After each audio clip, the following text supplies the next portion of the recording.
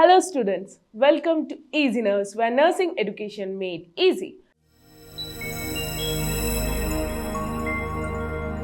Today I am here to make you guys ready for the upcoming exams. In this session, I'll be discussing such important questions which will be definitely come for your exam. So, we are starting with first semester BSc Anatomy and Physiology. So, in this session, we will be looking after the anatomy most important question. So, to start with our session, first we have is heart. Okay. So, now what is heart? We know that heart is a hollow muscular organ which is of our palm size and it is being used in our body as a circulation for or pumping the blood throughout the body and also helping us to take oxygen from the nature and removing carbon dioxide from our body in the environment. So, what is the location of the heart? The location is the heart is located in the thoracic cavity between the lungs and slightly tilted to the left side and the chest behind the sternum. So, if we see our body structure, okay, our rib cage will be there in our chest, right? So, in that rib cage, in between there will be sternum and just behind the sternum, little bit shifted to the left side, our heart will be present in between two lungs. Okay, so that is the location of our heart. The next is size and shape. As we told, heart is the size of the clenched fist. Okay, what is the meaning of clench? Like this. Okay, so everyone's heart is their clenched fist size. Okay, and the heart has a cone like shape. If you see the picture here, it is have a cone like shape, which is the base is broad at the top and pointed at the apex. So in the side it is pointed and in the upside it is little bigger. So there are different kind of layer that is present in heart. So there are 4 layers. Okay, actually there are 3 layers, but in the 4 we are considering as chambers. Okay, so the layers including epicardium, okay, then which is the outermost layer, then myocardium and endocardium. Okay, so these 3 layers are present in the heart. Okay, and inside that there will be different kind of chambers, arteries and ventricles. Okay, so arteria. Okay, so there are 2 arteries and 2 ventricles. Okay, the first one is right atrium and right ventricle, then left atrium and left ventricle. So if we see here the arteria, which is the upper chamber that receives blood. Okay, so if we see in this picture, there have 2 atrium, right atrium and left atrium. Now these 2 atrium, what they will do, they actually right atrium will receive the deoxygenated blood and the left atrium receive oxygenated blood. Okay, so from the body the deoxygenated blood is coming, it is received by the right atrium, and when the oxygenated blood is coming from the lungs, it is received by the left atrium. Next, we will move on to the ventricles. Now, what was that? Ventricles are the lower chambers that pump blood out, and right ventricles pump the blood to the lungs. And the left ventricle will pumps to the body. Now, what happened is, from the right artery, when the deoxygenated blood is coming, the ventricle will pumps it to the lungs. Okay, they will send it to the lungs to receive the oxygen. Okay, and move the carbon dioxide from the body. And the left ventricle, what it will do, it will receive the oxygenated blood, okay, from the left atrium, and it will pump it to the whole body to receive the oxygen. So this is our artery and ventricle. Next we will move on to the valves. Okay, so there are 2 valves mainly. Okay, arterioventricular valves and semilunar valves. Okay, so what was that? So arterioventricular valves are the tricuspid valve and mitral valve. So the right side valve is tricuspid valve, you can see here, and next one is the mitral valve. In the arterioventricular valves, there are 2 types of valves. tricuspid valve and mitral valve. So tricuspid valve is present on the right side. Okay, this is the tricuspid valve. This is the tricuspid valve. And which is the mitral valve? The mitral valve is present in the left. Okay, and semilunar valves, there will be again two valves, pulmonary valve which is present in right side and aortic valve which present in left side between the ventricles and the major arteries. So these are our different kinds of valves or four valves. Okay, next we will move on to the blood vessels. Now as we know, there will be veins and arteries. Okay, the next is blood vessels. Now in blood vessels there will be two types, arteries and vein. In veins, what happened is superior and inferior vena cava bring the deoxygenated blood right to the right atrium, and pulmonary veins bring the oxygenated blood to the left atrium. Now for your better understanding, okay, the superior and inferior vena cava, okay, which you can see here, the superior and inferior vena cava, what they will do? They will bring the deoxygenated blood from the body to the right atrium. And the artery is the pulmonary artery, and which will carry the blood from the right ventricle to the lungs. Okay, so these are our blood vessels in our heart. Now as we know that what is the different kind of anatomical position in our heart and what are the things are present, now we will go to the conduction system. Now what is that? The composed of a specialized tissue, a SA node and a V node, bundle of His and Purkinje fiber or Purkinje fiber that will coordinate the heart's rhythmic contraction. Now as we know, for every heartbeat there will be heart contraction and relaxation method. Now this one complete process is called as one heartbeat. Okay, so for this contraction, the muscles or the fibers that is helping is SA node, AV node, bundle of His and Purkinje fibers. The next is blood supply. Now the coronary arteries will supply the heart muscle with the oxygenated rich blood, and the coronary veins drain deoxygenated blood. So this is the conduction system and the blood supply. Next we will move on to the lung, okay, which is respiratory system. So as we know, there are upper respiratory system and lower respiratory system. So what are the parts that is present in upper respiratory system? That is present by upper respiratory tract, nasal cavity, mouth, pharynx, larynx. Okay, and in the lower respiratory system we have trachea, primary bronchi, lungs. Okay, so first we will learn about the upper respiratory tract. So in that we have nose and nasal cavity, which will warm moisture and filter the air that we breathe. Okay, so this is the nose and nasal cavity. Then we have pharynx, which is present in our throat. So that passageway for air moving from the nose to the trachea. So okay, trachea for food moving, and esophagus not only for gas but it will use as a for food moving, okay, to the esophagus. Next is larynx, or we can also call this as voice box, which produces sounds and prevents the food from the entering the respiratory tract. Then we have trachea, which is also called as windpipe or windpipe, which filters the air and channels to the bronchi. Then bronchi and bronchioles, which is entering in the lungs, okay, that transport air from the trachea to the lungs, and the lungs, the main organ of our respiratory system. Okay, this is the largest respiratory organ, okay, which mainly change the gas in between our body, oxygen and carbon dioxide. Then alveoli, okay, these are the small sites or small sac of gases, okay, where gas actually exchange. Then lastly we have diaphragm, which is a muscle that plays a major role in breathing by contracting and expanding the lungs.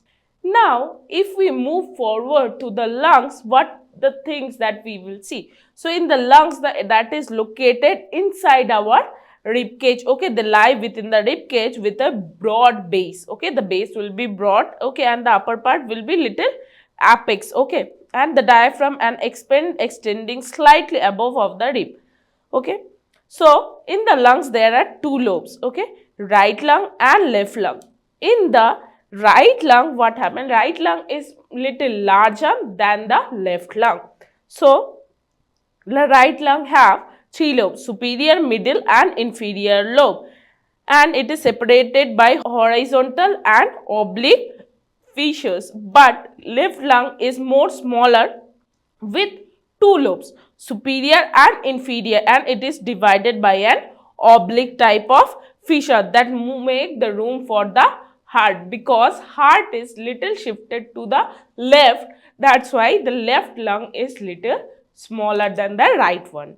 Next we have is the outer layer of lung, which is called as pleura. So pleura is in each lung is covered by a double layered pleura. Okay. So there are two layers of pleura. First one is visceral pleura, which is inner layer, and the parietal pleura, which is outer layer, with the pleura fluid in between to reduce the friction. Not only pleura, not only the covering, but it also have the pleural fluid. Okay? So next we have is bronchial trees. Now inside the lungs, if we see, there will be bronchial trees, okay, and in that there will be, and if we see inside, we can include in there trachea, primary bronchi, secondary bronchi for each lobe, and bronchioles, and it will be ending with alveoli or sac of gas exchange. Then alveoli. What is alveoli? These are the tiniest sacs where the gas exchange occurs, surrounded by the capillaries. Then by which process blood supply to the lungs. So as previously we are studying for heart, we knew that pulmonary circulation, which is transported deoxygenated blood to the lung and returned to the oxygenated blood to the heart, okay, and the bronchial circulation will occur by supplies lung tissue with the oxygenated blood. Now innervation, if we see, the sympathetic nerves cause the bronchodilation, okay, dilation means expenditure, okay, bronchodilation, or the bronchioles whichever present in the lungs, they will be dilated. So that dilation will be done with the sympathetic nerves, and the parasympathetic nerves cause the bronchoconstriction. Okay, so that is about the innervation. Now we will move on to the lymphatic system. So lymphatic system remove the waste with lymph nodes filtering the fluid before they enter into the blood circulation. And in the last, the respiration will be there. So inhalation and exhalation will occur. In inhalation, the expand of lung volume and the diaphragm will contract, and in the exhalation there will be decrease of lung volume as the diaphragm will be relaxed, okay, and the lung will contain around 300 million alveoli, maximizing the surface area for efficient gas exchange. So this is about lung. Remember this is the very shortage anatomy I have tried to make you clear. Okay, try to remember all these points, so when the question will come, you can explain the anatomy. The physiology class I will be explaining next. Okay, check the next video. Okay, but do remember this point because these are very important in respiratory system. So next we will jump into the next system, as well as this is also a very important part of the anatomy. Try to remember these things, and before exam at least once you revise this video, okay, so you'll able to remember all the things. So next one is digestive system. This is very similar, like we are very familiar with this, isn't it? So our digestive system had different parts, include mouth, tongue, esophagus, okay, endoscope, then stomach, duodenum, then large intestine, small intestine, liver, pancreas, then we have our anus, okay, rectum, this all the things. So first we will start with the mouth. So it is the starting point of the digestion where the food is being chewed and mixed with the saliva. So in mouth there will be salivary gland will present, which will produce the saliva in the mouth, so that there will be mastication. It will help. Also it will soften the food for going through the esophagus. Okay, next we have is pharynx and esophagus. The pharynx is a muscular passage for food and air as well. Okay, moves food from the mouth to the esophagus, and the esophagus, it is also a muscular tube that uses the peristalsis, okay, Remember this term, peristalsis, wave-like contraction to push the food down to the stomach. Our next and main organ of our digestive system is stomach. Now, what is that? Where it is actually located? So, the location and structure said the stomach is located upper left abdomen under the rib cage. So, just under the rib cage, upper side of the left abdomen, it will be situated. Okay, and it divided into different kind of regions, as cardia, fundus, body, and pylorus. You can see this is cardia, fundus, body, and this is pylorus. Next, we have the layers of the stomach wall. So, there are 4 layers, okay, that is mucosal, submucosal layer, mucous layer externa, and serosa, okay. And then the gastric gland will be present, okay, which will secrete different kind of enzymes and acids and all. So, first one is mucous cells, which will produce mucus to protect the lining of the stomach. Then parietal cells, which will secrete HCl for the digestion and pathogen destruction, as well as instinct factor like vitamin 12 and instinct factor like for vitamin 12 absorption. Next, we have is chief cells, which will release the pepsinogen, which becomes pepsin to digest the protein. This is a very important enzyme, okay. Then G cells, which will release gastrin, which will stimulate the gastric juice production and motility, okay. So, these are the type of glands and secretion will be there in the stomach. Next, we have is sphincters. Now, there will be 2 types of sphincters. First one is lower esophageal sphincter and second one is pyloric sphincter. So, lower esophageal sphincter will prevent the stomach to contain the reflux, and pyloric sphincter will help to control the chyme or the mastication or the food bowl to pass to the small intestine, okay. So, this is the main anatomy of the digestive system, okay. Next, we will move on to the other parts of our digestive system. So, the other part includes small intestine, okay, large intestine, liver, gallbladder, pancreas, okay. So, in the small intestine composed of 3 sections: duodenum, jejunum, and ileum, okay. Duodenum, it is the first part where the most chemical digestion occurs, okay. The most of the chemical digestion occur of the food will be done in the duodenum, and in the jejunum there will be primarily absorb the nutrients into the bloodstream through the villi and microvilli, which will increase the surface area, okay. The next is liver and gallbladder. The liver will produce bile and bile products, which will help to break down the fats, also process the nutrient to absorb from the intestine. Then the gallbladder, which stores and contracts the bile, releasing it into the duodenum when it is needed, okay. And in the last, we have pancreas, which will secrete the digestive enzyme like lipase, amylase, and protease into the small intestine to digest the food.